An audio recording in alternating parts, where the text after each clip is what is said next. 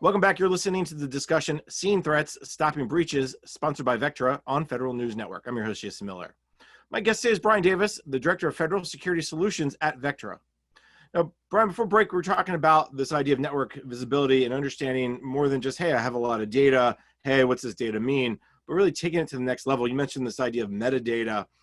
A lot of what agencies now are doing is as they move to the cloud, their data increases, but their metadata hopefully is going to get better too, because there's a lot of security tools that come from these cloud services. Walk me through a little bit about, as agencies move more off-prem, as their network changes, the complexity of their network it kind of changes. How does this all fit together to really ensure that you are protecting yourself against threats? Yeah, so I think one of the challenges is managing transformation, right? So on the adoption side, these capabilities and platforms are leveraged every day, right? More Office 365, it makes it easier, makes business operations more efficient. Moving to cloud, shrinks that on-prem footprint and does all these great things. But during this transition and adoption, oftentimes the same tools that were being used before are trying to be forced or adapted into these new environments, or separate products are leveraged to secure this environment and not that environment, for example, cloud versus on-prem. And very quickly, you have these disjointed, at best, solutions that now it's the responsibility of the analyst or the person in the SOC to log in and out of, to pull separate data or to combine that data in a SIEM. And now it's their job, their responsibility, their heavy lift to sort through all of that, make heads or tails of it. The data is oftentimes not normalized, where somebody might be an expert in network traffic on-prem, but then the way that cloud operates and SaaS operates, it's much different. And so now you have a skill set gap spanning multiple different environments across multiple different tools. And so that problem is even further compounded. And so I think it's important, and I think a lot of the folks that we're working with in the federal government are taking this approach now, where they're taking a step back and looking at where they need to go, the flexibility that they need to respond to things like COVID, increasing the mobile workforce, and supporting and sustaining that over potentially longer periods of time. And then looking at the security architecture and choosing capabilities and platforms that have extensibility, broad coverage across all of these, that can pull that data in, normalize it, and now your analyst has one view of the entire environment, the entire surface area of the organization, and can now track users as they operate throughout the day, whether that is someone that's in the network on location, whether it's somebody's traveling, VPNing in, connecting via Office 365. You can now, with a Vectra type capability, supported by and driven by that AI and ML to do all the heavy lifting, right? Sorting through all that metadata, making all the connection points, and painting that clear picture. You have an analyst with a single platform view of everything that's happening. And it makes it that much easier for, our technologies to surface and identify a detection to something that is highly probable to be malicious or an attacker, or a misuse of a credential by an insider, right? Someone that works for the organization. And overall, it just reduces the risk profile immensely across the organization and further supports future transformation, adoption in these areas. So I think it's definitely an enabler. When you get it right, when you make your team efficient, you reduce risk, you have better visibility and security, confidence that there's no in-progress attack on the network at that moment, as well as the confidence to know that if anything happens, if any attacker does try to move laterally or do something within the organization, that you're going to be able to see it and shut it down in very quick time. All right, Brian, I was waiting for you to say it. The single pane of glass, what we hear many times in the cybersecurity world, but you said single platform, so congratulations not to fall into that trap. But I think just to be serious, though, that's what we're really talking about here is there's so many tools out there, so many different where the data is coming from, and agencies are maybe overwhelmed by not just data, but by the tools, and you can't hire enough people.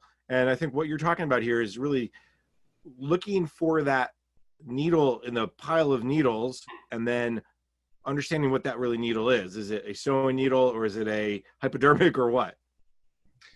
Yes, exactly. And so I think it really goes back to that overall plan, right? Assessing the tools that you have, because finding that needle in a stack of needles becomes really complicated when you don't have normalized data to work from, right? If you're working in different data types and it's on the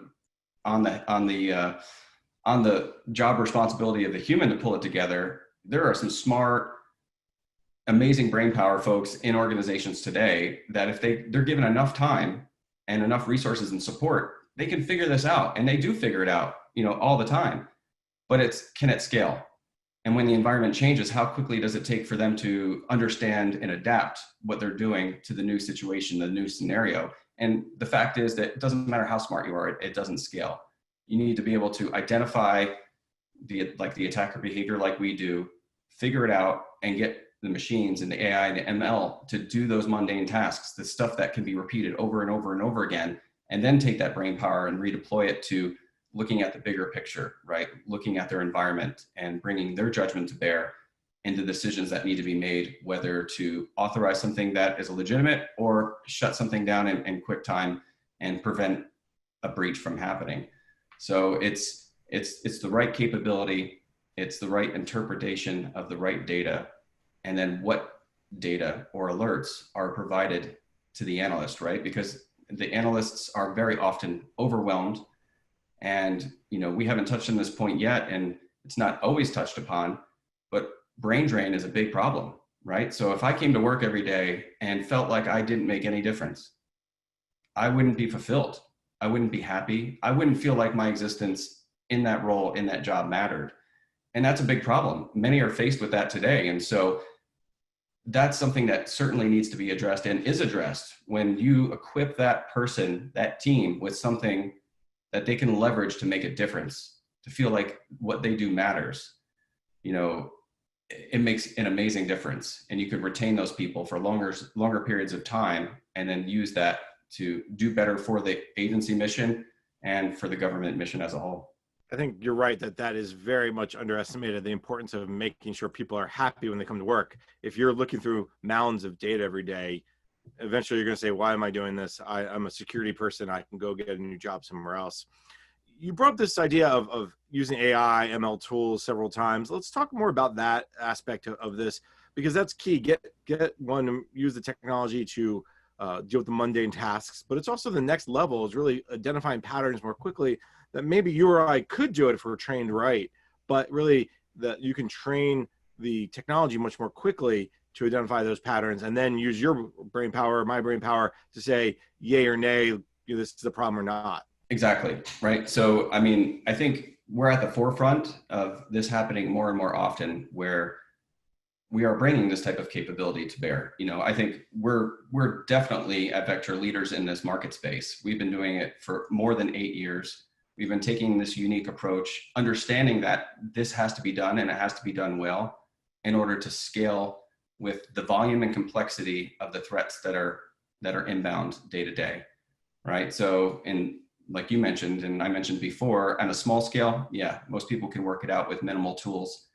But as the networks get more complex, bigger, more users, more dichotomy between remote users, on-prem, IoT, industrial systems or weapon systems that, are presenting different type of behaviors on the network, it becomes too big to scale. And so I think we really found our niche early, where we understood and have proven with many government customers that we could apply this new approach with that AI ML to support the user. And that's what it's all about. It's not about AI to replace the human. It's human intelligence and artificial intelligence working together so that you can scale to what alerts and what needs to be addressed today, and to prepare for a spike or a huge spike when something were to happen tomorrow. We never know exactly what our adversaries and nation states have in store for us.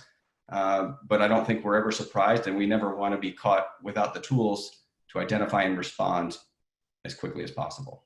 It's interesting you bring up this idea of never be caught without the tools to respond. I listened to a recent hearing that the House had around NASA cybersecurity, and one of the things that came up during the hearing was the amount of attacks that NASA has seen during the pandemic. As people working from home, the threat surface increases. And I don't think this is a NASA thing. I think it's probably every organization, every agency.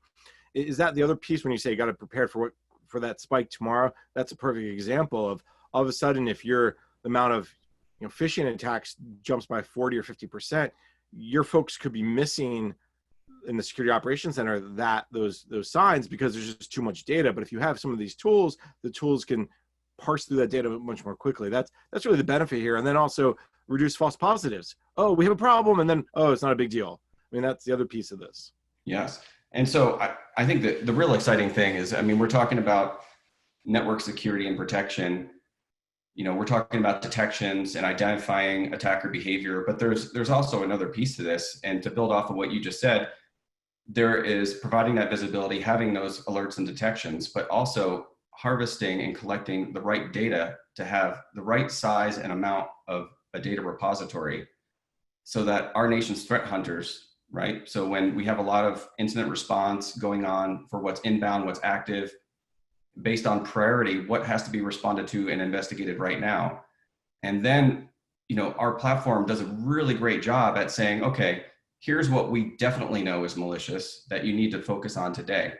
But here are a couple areas that we've analyzed, and it's really a sight line to where if somebody were sitting down wanting to do a proactive hunt session within their network, we would give them visibility and direction. We would shine a light on what to hunt for and where to hunt for it, with no guarantees, but with high probability that if they spend an hour in our tool, it's going to be more benefit than just going out there and starting to just chase things down at more random fashion.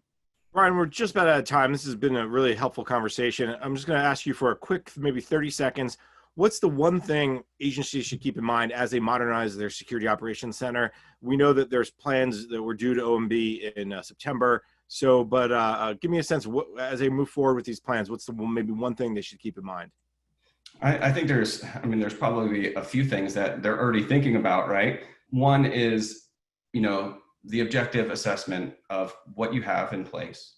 We talked about it, we mentioned it before, but we didn't go too much into detail about the platforms and the products and the solutions that are in most federal agencies today.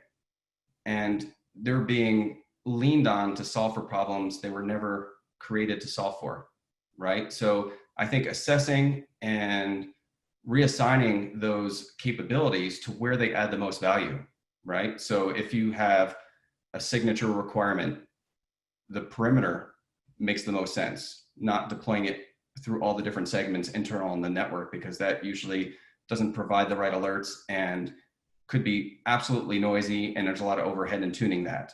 But there is a place if you have a requirement. So it's consigning the solutions to the areas that they provide the most value, and then augmenting and overlaying with capabilities like network detection and response that are fueled and driven by the tools that will take the undue burden off of your teams and give them the rich information, actionable information, so that they can do their jobs well, not only at the levels of today, but in preparation and support of the levels for tomorrow. And then, we're honestly privileged to work with a lot of great people within the federal government. And I'll tell you, everyone is dedicated, they're motivated, they want to support their agency in pursuit and success of their mission, as well as the defense of the nation. And honestly, one thing is abundantly clear every time we engage, is that if you give these teams and these great people the right tools like AI, ML-driven network detection and response, advanced adversaries are definitely caught on the network. And for me, there's no better job satisfaction than that right there. All right, very good. Brian, there's so much more to talk about. Unfortunately, we are out of time for today. So let me thank my guest. Brian Davis is the Director of Federal Security Solutions at Vectra. Brian, thank you so much for your time. Thank you. Appreciate it. I'm Jason Miller, and you've been listening to the discussion, Seeing Threats, Stopping Breaches, sponsored by Vectra on Federal News Network. For more on this discussion, visit federalnewsnetwork.com and search Vectra.